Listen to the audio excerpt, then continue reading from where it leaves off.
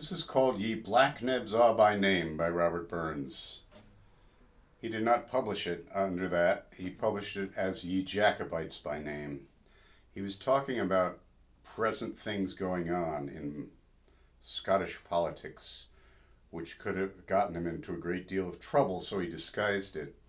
And really, the way he presented Ye Jacobites by Name is, it's not very comprehensible, and people have tried to explain it in various ways, none of which are, even in the context of that song, are accurate. I've seen it interpreted as an anti-war song. It's nothing of the kind. Or as a pro-Hanoverian king song. It is also nothing of the kind. So I'm going to sing you the song, and then I'm going to go through some references that'll get us closer to an understanding. I don't pretend to have a complete understanding. I would need to know more specifically about the Black-nebs, and I haven't been able to find much. Ye Black-nebs are by name, given here, ye Black-nebs are by name, given here. Ye Black-nebs are by name, your fauts I will proclaim, your doctrines I must claim, you shall hear. What is right and what is wrong in our law, what is right and what is wrong in our law. What is right and what is wrong, a short sword or a long, a weak arm or a strong for to draw. What is heroic strife, famed afar, famed afar? What is heroic strife, famed afar? What is heroic strife in a hero or his wife to hunt a parent's life with bloody war? Then let your schemes alone in the state, in the state.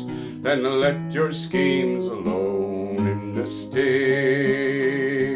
Then let your schemes alone, adore the rising sun, and leave a man undone to his fate. Okay. My first clue to this piece was, to understanding it, I was watching Ken Burns' show on the American Revolution and referred to England, and the colonies are fighting England, and referred to England as the parent. To hunt a parent's life with bloody war, that's what America was doing. It wasn't America yet. Now, Ye Jacobites by Name, that verse goes, what makes heroic strife, famed afar, famed afar? What makes heroic strife, famed afar? What makes heroic strife, to whet the assassin's knife, and hunt a parent's life with bloody war? Well, the Jacobites were not hunting the parents, they were fighting for their own country. It's confusing. And he says, what makes it famed afar? So it's as if what made that rebellion famed afar. He's disguising what he's talking about. Burns was working as a tax assessor, an exciseman for the British Crown. He needed to be very careful with what he published. He published this anonymously, but it could have been traced to him possibly. So, Ye Black-nebs are by name. The Black-nebs were reformers. They were, in the wake of the French Revolution, they were sympathetic to democratic principles and representation and all that. So he's saying, your thing isn't going to work. And he's saying it isn't going to work because what works is military force, which establishes a new law. And they have an example of this in, oh, Andrew, why did you close the book from this place where it was? I'll find it. There's an early piece called When Guilford Good our pilot stood. And Burns there is giving a blow-by-blow account of the American Revolution, its battles and so on. He was fascinated by it, and he was rooting for George Washington, who became a great hero of his. He became such a hero of his that he, in a later poem he wrote after this one, he compared him to William Wallace, the martial hero of Scotland, without whom there may have not have been a Scotland. That poem, When Guilford Good our pilot stood, ends, and Calhoun threw by the drone and did her whittle draw man, and swore fu rude through blood to make it good in law man. So, martial effort establishes the law. Perhaps that's what he's saying. I'm not sure, but I want to read you a little more background. A little more on the Black-nebs. I need to learn more about them, and I haven't been able to find out much. They did refuse to join the volunteers when war was threatened by France in 1795. Burns did join the volunteers, and I think earnestly so. He wanted Britain to solve its own problems. Much as someone in Iran might not like their government, but might not want America to go in and assassinate people and control what happens in that country. Makes sense? Okay. So he wrote an ode for General Washington's birthday, and he sent the stanza that mentions William Wallace to his sort of literary mother surrogate, Frances Wallace Dunlop, who is a descendant of William Wallace. William Wallace stood up against the English when they were really under the boot. And for his troubles, I mean, he led, the Battle of Stirling and so on. But he proved you could stand up and fight, even if you don't win. He was martyred and just slaughtered and brutally displayed in London. But rather than crush the Scottish spirit, it made the flame rise higher. So this has been interpreted, I've read interpretations that this is an anti-war song. It's nothing of the kind, nor is it a pro-Hanoverian song. I've seen that the rising sun was a symbol of the House of Hanover. It was not. The white horse was. The rising sun, a more general term for, the rising star, we'd say, used that way, and it may refer to America in this context. Anyway, Ode for General Washington's Birthday. I will read you the opening verse and the last verse of this. So to begin with, a Spartan tube would be a flute. He's referring to old instruments from ancient Greece. And then he mentions Columbia, which is how he's talking about America. Ode for General Washington's Birthday. No Spartan tube, no Attic shell, no lyre Aeolian I awake. 'Tis liberty's bold note I swell, thy harp, Columbia, let me take. See gathering thousands, while I sing, a broken chain exulting bring, and dash it in a tyrant's face, and dare him to his very beard, and tell him he no more is feared, no more the despot of Columbia's race. A tyrant's proudest insults braved, they shout, a people freed, they hail an empire saved.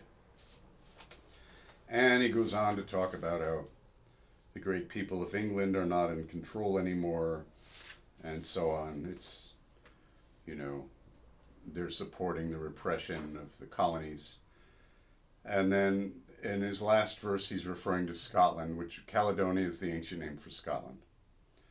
Thee, Caledonia, thy wild heaths among, thee famed for martial deed and sacred song, to thee I turn with swimming eyes. Where is that soul of freedom fled, immingled with the mighty dead, beneath that hallowed turf where Wallace lies? Hear it not, Wallace, in thy bed of death, ye babbling winds, in silence sweep. Disturb ye not the hero's sleep, nor give the coward secret breath. Is this the power in freedom's war that wont to bid the battle rage? Behold that eye which shot immortal hate, crushing the despot's proudest bearing, that arm which, nerved with thundering fate, braved usurpation's boldest daring. One quenched in darkness like the sinking star, and one the palsied arm of tottering, powerless age. So, when it says leave a man undone to his fate, what is he referring to? Well, George III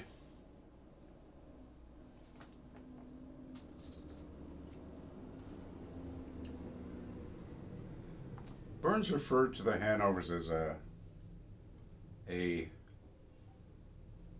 what did he call them? Something race to honor lost, who know them best, despise them most. He was not a fan. And George III experienced episodes of delusion, rapid speech, violent behavior, stomach upsets, and other symptoms on several occasions. Two were serious and prolonged. One of these lasted from the fall of 1788 to early 1789. So this new manuscript, James Stick reported that Burns had written in the George Gray manuscript his submission of the song as Up Black-nebs by name, alias ye Jacobites by name. I don't think we have that manuscript anymore. That was in 1904. At some point in the later 19th century, the manuscript of Ye Black-nebs all by name found its way into the collection of Burns collector and Liberal politician Archibald Primrose, 5th Earl of Rosebery. So the Black-nebs manuscript of the song was discovered by Gerard Carruthers at Barnbougle Castle near Edinburgh and published in the Burns Chronicle, Volume 134, number 1, in April 2025. So this is a new discovery, Let your schemes alone in the state, adore the rising sun, and leave a man undone to his fate.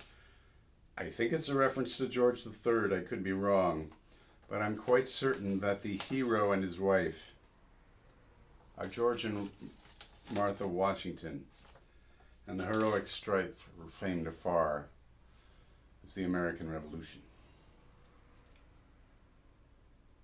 Please subscribe, be well, and don't jump to conclusions when you don't fully understand something. It's usually a clue that you don't understand anything about it. But people want to have answers and give other people answers. The questions need to remain open.